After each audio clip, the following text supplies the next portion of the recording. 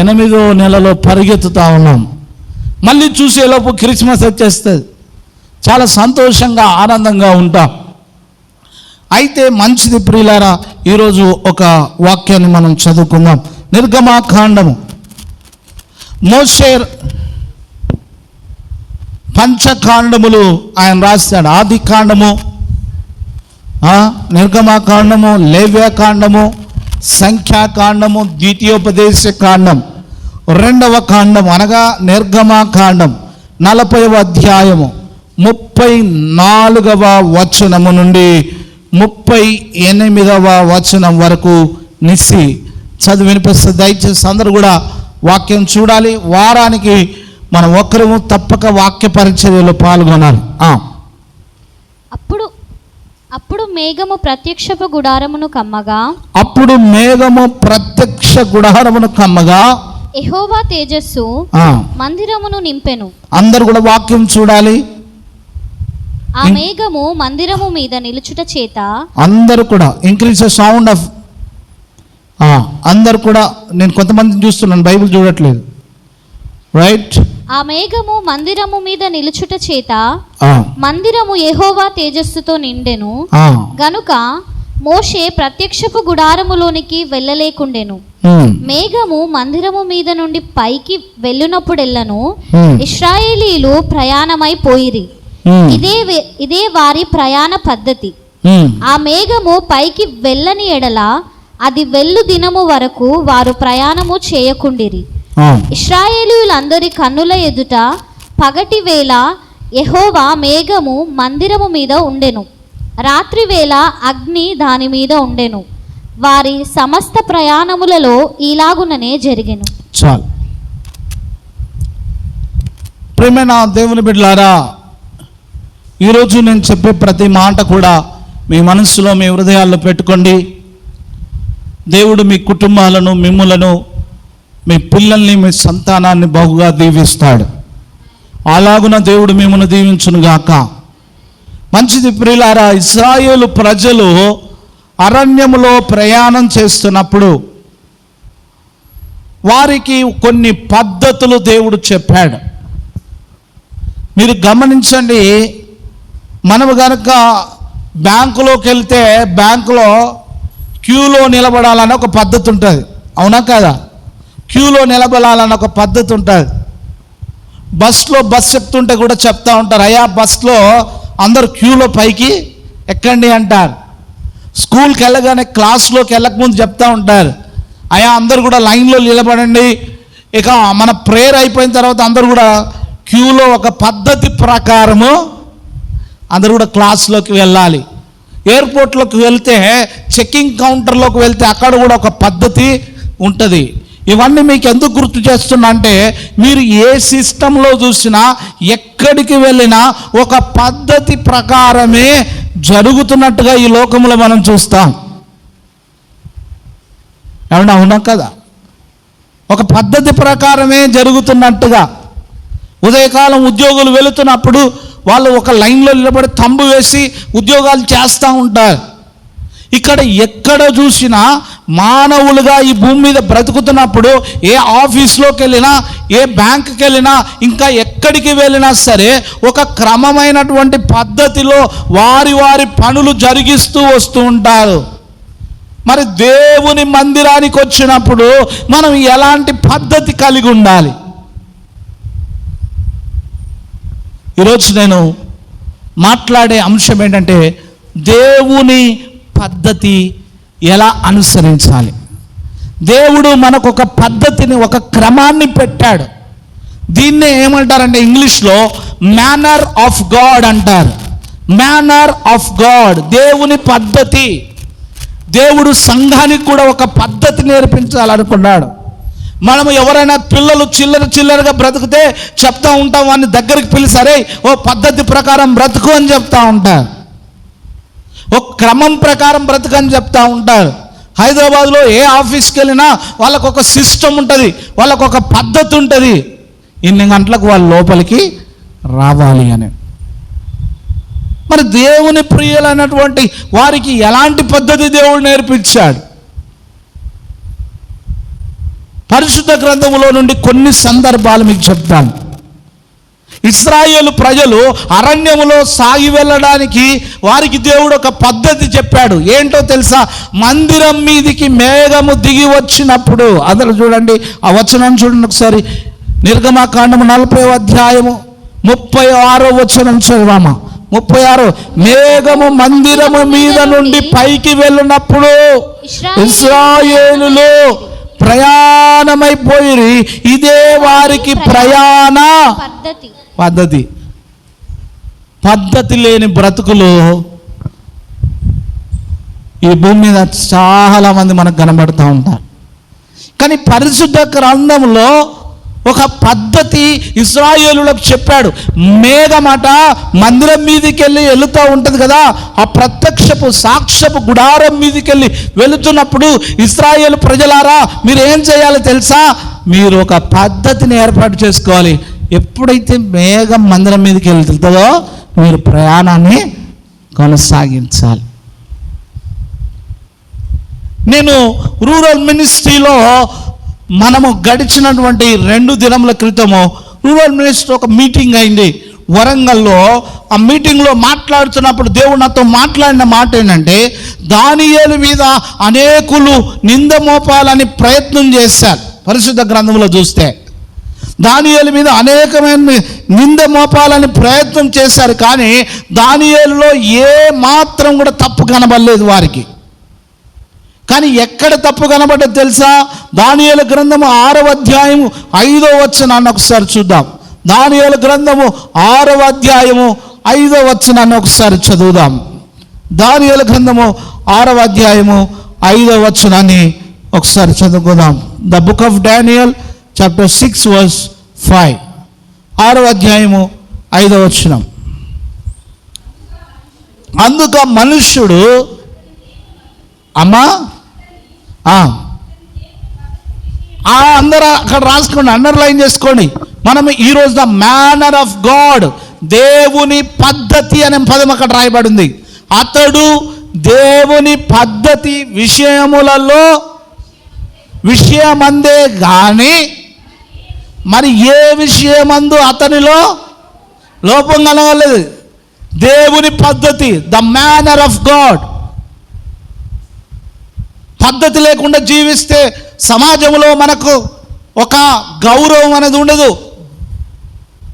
దానియేలు భూమి మీద ఉన్నప్పుడు ఒక పద్ధతి ఫాలో అయ్యాడు, ఒక మేనర్ ఫాలో అయ్యాడు, ఒక లా ఫాలో అయ్యాడు, కమాండ్మెంట్ ఆఫ్ గాడ్ ఫాలో అయ్యాడు, దేవుని యొక్క రూల్స్ను ఫాలో అయ్యాడు. ఆయనలో అదొక్క పద్ధతి విషయంలో తప్ప ఆయనలో ఏ లోపమో కనుక్కోలే. ఈ మాసంలో నేను కోదాడ్ ప్రాంతానికి వాక్యం వెళ్ళి చెప్పి వస్తున్నప్పుడు నేను సహోదరుడు ఆశీష్, అదేవిధంగా మరి పోల్ సార్ అని మనందరికీ తెలుసు, పోలీస్ డిపార్ట్మెంట్లో పనిచేస్తారు.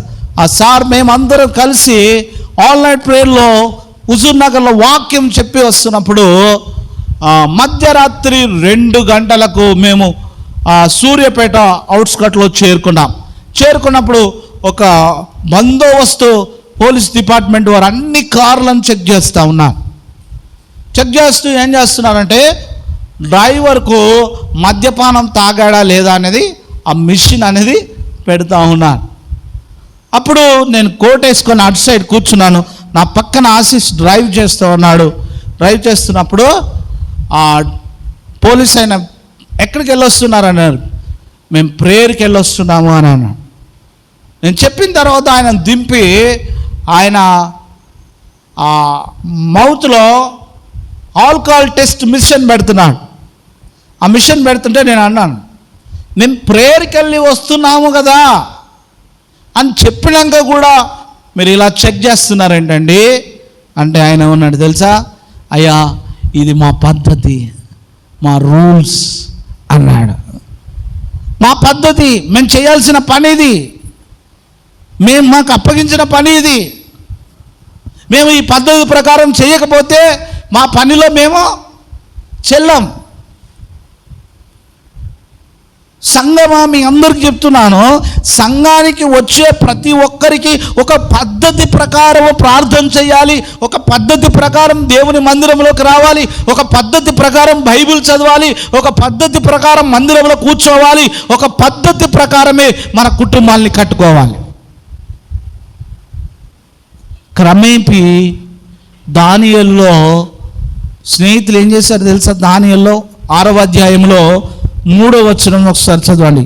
దానియేలు గ్రంథము 6వ అధ్యాయం 3వ వచనం చదవము. ఈ దానియేలు అతి శ్రేష్టమైన బుద్ధి గలవాడు. ఎలాంటి వాడట?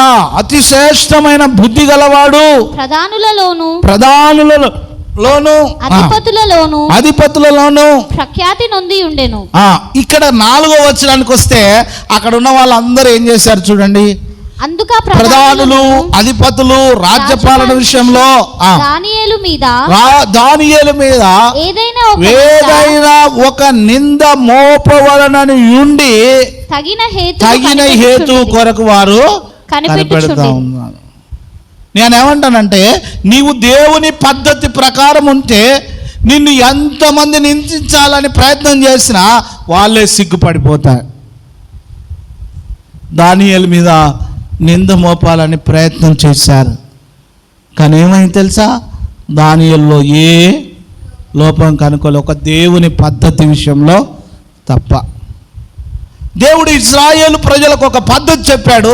మేఘం వెళుతున్నప్పుడు మీరు ప్రయాణమై వెళ్ళాలి. అందుకని అంటారు, పగలు మేఘస్తంభము, రాత్రి అగ్నిస్తంభం. మీ అందరిని అడుగుతున్నాను, మీ ఇంట్లో మీకు ప్రార్థించే పద్ధతి అలవాటు చేసుకున్నారా? అందరూ ఒక చోట కూర్చొని భోజనం చేసే పద్ధతి ఉందా మీ ఇంట్లో? ఒకళ్ళు కిచెన్లా, ఒకళ్ళు బెడ్రూమ్లా, ఒకళ్ళు హాల్లా, ఒకళ్ళు టెర్రస్ మీద, అలా ఉందా? కొన్ని ఇళ్ళకు మేము వెళ్ళి చూసినాం, కుటుంబం అంతా ఒక చోట కూర్చొని మరి చక్కగా ప్రార్థన చేసుకునే పద్ధతిని అలవాటు చేసుకున్నారు. పెద్ద కుమారుడు వాక్యం చదువుతాడు, చిన్న కుమార్తె ప్రార్థన చేస్తుంది. ఇలా ఒక్కొక్కరు ఒక్కొక్క పద్ధతిని వాళ్ళు అలవాటు చేసుకున్నారు. మరి ఈరోజు దేవుని సంఘమైన మనము ఎలాంటి పద్ధతి కలిగి ఉన్నాం?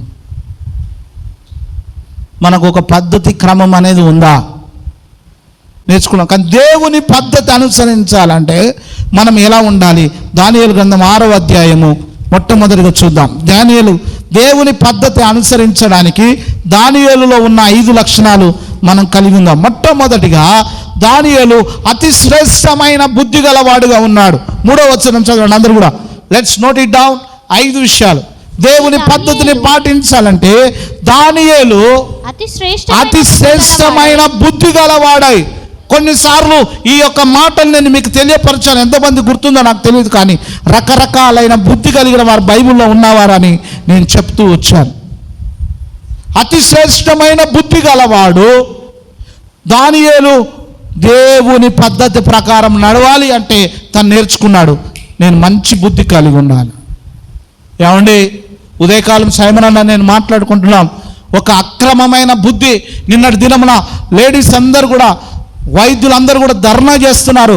ఒక స్త్రీని పాడు చేశాడు, భయంకరమైనటువంటి పాడు చేసి ఆ స్త్రీని చనిపోయే విధంగా చేశాడు. వాడు ఏమంటున్నాడు తెలుసా?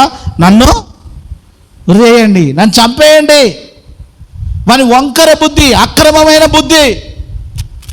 కానీ దేవుని వాక్యం సెలవిస్తుంది, దేవుని పిల్లలు దేవుని పద్ధతిని పాటించాలంటే వారు మొట్టమొదటిగా అతి శ్రేష్టమైన బుద్ధి కలిగి ఉండాలి. వంకర బుద్ధి ఉండొద్దు. మనుషులం కనుక కొన్ని రకరకాల స్నేహాలను బట్టి రకరకాలైన బుద్ధులు మనకు వస్తాయి. కానీ ఈ మందిరంలోకి అడుగుపెట్టిన తర్వాత నీ బ్రతుకు మార్చబడాలి. చెప్పలు కూడా, నీ బ్రతుకు మార్చబడాలి.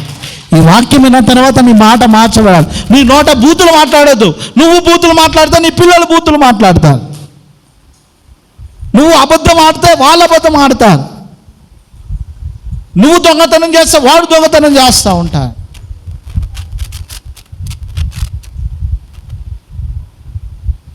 అప్పుడప్పుడు నేను ప్రవీణ్ వాళ్ళ ఇంటికి వెళ్తాను, ఆ చిన్న పాప ఏది నిసి రాలే, ఆ నిసి ఏం చేస్తానంటే ఓపెన్గా అన్నీ చెప్పేస్తుంది, ఆమె ఉన్నాయి లేని అన్నీ చెప్పేస్తాను నాకు.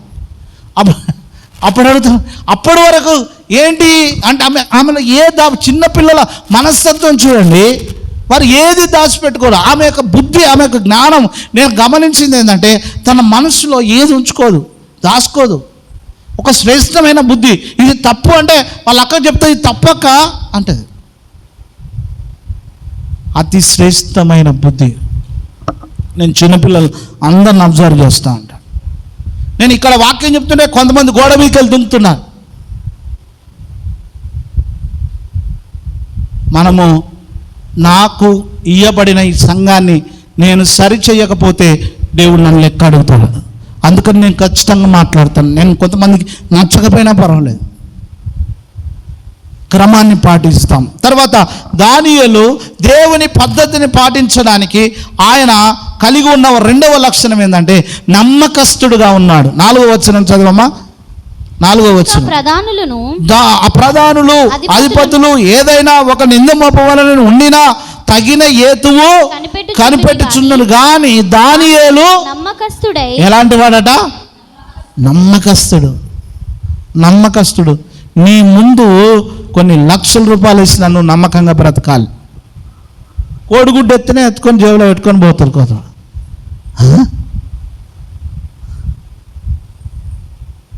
మనము నమ్మకంగా లేకపోతే ఒక కుటుంబం భార్యాభర్తల మధ్యలో కాపురం నిలబడదు. నమ్మకం లేకపోతే యజమానుడికి, అక్కడ పనిచేస్తున్నటువంటి పనివాడికి ఆ నమ్మకత్వం, ఆ ప్రాసెస్ అనేది నిలబడదు. సంఘంలో కూడా అంతే. నువ్వు నమ్మకంగా లేకపోతే దేవుడు కార్యం చేయడు. దేవుని పద్ధతి ఏంటో తెలుసా? అతి శ్రేష్టమైన బుద్ధి కలిగి ఉండాలి. దేవుని పద్ధతి పాటించేవారు నమ్మకంగా ఉండాలి. దేవుని పద్ధతి పాటించేవారు అనుదినం మోకాళ్ళ మీద ఉండాలి. 10వ వచనం. అనుదినం మోకాళ్ళ మీద ఉండి ప్రార్థన చేయాలి. చదవమ్మా. అనుదినము మోకాళ్ళ మీద ఉండి. ఇట్టి శాసనము సంతకం చేయబడనని దానియేలు తెలుసుకొనెను. అతడు తన ఇంటికి వెళ్ళి యథాప్రకారం అనుదినము మోకాళ్ళలోని తన ఇంటి పై గది కిటికీలు యెరూషలేము తట్టునకు తెరవబడి ఉండగా తన దేవునికి ప్రార్థన చేయొచ్చు, ఆయనను స్తుతించుచు వచ్చెను. గమనించండి ప్రియులారా, ఇదిగో దానియేలులో ఉన్న ప్రప్రదమైన ఒక ప్రాముఖ్యమైన క్రైస్తవ సమాజానికి ప్రతి ఒక్కరికి తను నేర్పించే ఒక అద్భుతమైనటువంటి ఆత్మీయమైనటువంటి పాఠం ఏదైనా ఉంది అంటే ఈ వచనము 6వ అధ్యాయము 10వ వచనం దానియేలు గ్రంథం. యథాప్రకారము అనుదినము ముమ్మారు మోకాళ్ళ మీదుండి యెరూషలేము తట్టు తన ఇంటి కిటికీలు తెరిచి ప్రార్థన చేయడం. Everyday is praying. ప్రతిరోజు కూడా దానియేలుకు ఎలాంటి ప్రతికూల పరిస్థితులు వచ్చినా, దానియేలుకు ఎలాంటి శాసనాలు తిరగబడి రాసిన, దానియేలుకు వ్యతిరేకమైనటువంటి మనుషులు నిందలు మోపాలని ప్రయత్నం చేసిన, మనుషులందరూ ఒకే వైపు నిలబడ్డా ఆయనను తీసుకెళ్లి సింహాల బోన్లో వెయ్యాలన్నా కానీ తను చేసిన పని దినమునకు ముమ్మారు మోకాళ్ళ మీద ఉండి ప్రార్థన చేశాడు. దేవుడు తనకు ఒక అద్భుతమైన కార్యాన్ని చేశాడు. సింహముల నోర్లను దేవుడు మూయించాడు. చెప్పలు కొడదాం. ఈరోజు ఈ స్వరం వింటున్న ప్రతి ఒక్కరికి చెప్తున్నాను, మీరు దినమునకు ముమ్మారు ప్రార్థన చేస్తే తప్పకుండా దేవుడు నీ ఎదుట సింహము లాంటి ఏ సమస్య అయినా సరే దేవుడు నోరు మూయిస్తాడు. అది ఏ బోన్ అయినా సరే ఆ బోన్లోకి వెళ్ళి దేవుడు నేను నడిపిస్తాడు. మనకు ఆధారం ఏంటి తెలుసా? వాక్యమే మనకు ఆధారం. కనుక దేవుని పద్ధతి పాటించాలంటే మొట్టమొదటిగా ఎలా ఉండాలి? అతి శ్రేష్టమైన బుద్ధి కలిగి ఉండాలి. దేవుని పద్ధతి పాటించాలంటే నమ్మకస్తులుగా ఉండాలి. దేవుని పద్ధతి పాటించాలంటే దినమునకు అనుదినము ముమ్మారు ప్రార్థన చేయాలి. దేవుని పద్ధతి పాటించాలంటే 4వ విషయం 21వ వచనం చదవండి. 6వ అధ్యాయం 21వ వచనం. త్వరగా ఇంకో విషయం చెప్పి నేను క్లోజ్ చేస్తాను. అందుకు దానియేలు రాజు చిరకాలము జీవించును గాక, నేను నా దేవుని దృష్టికి నిర్దోషినిగా కనబడితిని. ఇక మీరు ఇక్కడ గమనించాలి, దేవుని పద్ధతి పాటించాలంటే ఏం చేయాలి తెలుసా? దేవుని దృష్టికి నిర్దోషిగా కనబడాలి. దేవుని దృష్టికి దానియేలులో ఏ లోపం కనవలే, దేవుని పద్ధతి విషయంలో తప్ప. దేవుని పద్ధతిని నువ్వు పాటించాలంటే నువ్వు నిర్దోషిగా కనబడాలి దేవుడు దీన్ని చూసినప్పుడు. దోషభరితమైన చేతులకు చిట్ట చివరిగా ఈ మాట చదివి మనం ముగించుకున్నాం. చదవమ్మా 23వ వచనం. దానియేలులో ఉన్న రాజు ఇందును గూర్చి అతి సంతోషభరితుడై దానియేలును గుహలో నుండి ఎక్కడి నుండి తీసుకొచ్చాడు? సింహాల గుహలో నుండి దానియేలు ఏం చేశారు? పైకి తీసుకొని వచ్చాడు. ఆగ్నేయంగా బండ్రౌతులు దానియేలును బయటకు తీసి అతడు తన దేవుని యందు భయభక్తులు గలవాడు. అందరూ ఈ వచనం చదవండి. 23వ వచనం చివరిలో ఆయన అతడు దేవుని యందు భక్తి గలవాడైనందున అతనికి ఏ హానియు కలగలేరు. అందరు కూడా ఈ మాట చెప్పాలి. దేవుని యందు ఎవరైతే భక్తి కలిగి ఎవరైతే దేవుని యందు భక్తి కలిగి దానియేలు గ్రంథము 6వ అధ్యాయం 23వ వచనం ప్రకారము ఎవరైతే దేవుని యందు భక్తి గలవారై ఉంటారో దేవుడు అంటుంది, దేవుని వాక్యం సెలవిస్తున్నారు, ఇదిగో వారికి ఏ హానియు కలుగదు. 5 విషయాలు. దేవుని స్తోత్రం. అందరూ కూడా చెప్తాం హల్లెలూయా. ఇప్పుడు మానవ పద్ధతి పాటిస్తామా, దేవుని పద్ధతి? దేవుని పద్ధతి పాటించాలంటే మనం బుద్ధి మంచిగా ఉండాలి. దేవుని పద్ధతి పాటించాలంటే మనం నమ్మకస్తులుగా ఉండాలి. దేవుని పద్ధతి మనం పాటించాలంటే అనుదినము మోకాళ్ళ మీద ఉండి ప్రార్థించి దేవుని పద్ధతి పాటించాలంటే మనం దేవుని దృష్టికి నిర్దోషిగా కనబడాలి. దేవుని పద్ధతిలో మనం నడవాలి అంటే భయభక్తులు కలిగి జీవించాలి. గలతీ పత్రిక 6వ అధ్యాయం 16వ వచనం. ఇప్పుడు ఈ వచనం చదివి అందరూ చెప్దాం.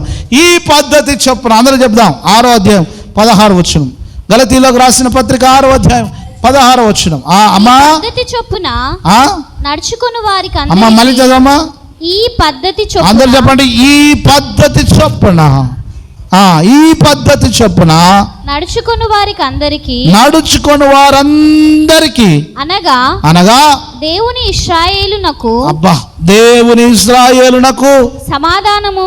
ఎవరైతే ఈ పద్ధతి ప్రకారం నడుచుకుంటారో అందరు కూడా రాయండి. అక్కడ రాశాడు ఈ పద్ధతి చొప్పున దేవుని బిడ్డలైన వారికి సమాధానము కృపయు కలుగును గాక. ఆమేన్. మీ అందరికి చెప్తున్నాం, దేవుని పద్ధతి ప్రకారం నడిచే మీ అందరికీ సమాధానము కృపయు కలుగును గాక. హల్లెలూయా. దేవుని స్తోత్రం. హల్లెలూయా. మాకు దేవుని పద్ధతి వద్దండి, మాకు ఇశ్రాయేలులలో ఎఫ్రాయిములు ఉన్నారు, వాళ్ళ పద్ధతి పాటిస్తామంటే హోషేయ గ్రంథం 5వ అధ్యాయం 11వ వచనంలో ఇలా అన్నాడు. దేవుని పద్ధతి పాటించకపోతే ఏమవుతుందో కూడా అక్కడ రాశాడు. 5:11 చదవండి. ఈ వచనం వెరీ ఇంపార్టెంట్, నోట్ చేసుకోండి. ఇదిగో చూడండి, ఇదిగో హోషేయ గ్రంథం 5వ అధ్యాయం 11వ వచనం. ఒకవేళ నువ్వు ఎఫ్రాయిము మానవ పద్ధతిని బట్టి ప్రవర్తింపగోరువారు వారికి అధిక శ్రమ కలుగును. ఏమవుతుందటయ్యా? అధిక శ్రమలు కలుగుతాయట. మానవ పద్ధతుల ప్రకారం పోతే మనకేమవుతుంది? అధిక శ్రమలు కలుగుతాయి. దేవుని యొక్క పద్ధతి ప్రకారం మనం వెళదాం. కనుక దేవుని పద్ధతి వచ్చే వారం ప్రభు బల్ల ఆరాధన, ఆ పద్ధతి ప్రకారము వచ్చే వారం నెక్స్ట్ వీక్ అవతల వీక్ అంటే సిద్ధపాటు కూడిక కలిగి ఉండాలి. మనము ప్రభు బల్ల ఆరాధన మొదటి ఆరాధనకు రాకముందు మనకి ఇంకొక వారం ఉంది.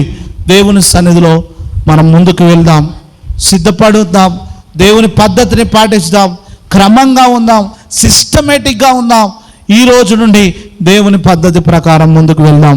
దేవుడి మాటలు తన వెనుకలో దీవించుగాక. కళ్ళు మూసుకుందాం, ప్రార్థన చేద్దాం. దేవా, నీ పద్ధతి ప్రకారం నేను జీవించాలి, నీ మాటల ప్రకారము, నీ వాక్య ప్రకారం నేను జీవించాలని ప్రార్థన చేసుకుందాం. అందరూ కూడా తలలు వంచండి. ఓ దేవానికి స్తోత్రం, నీ పద్ధతి ప్రకారం మేము జీవించినట్లు మాకు సహాయం చేయండి.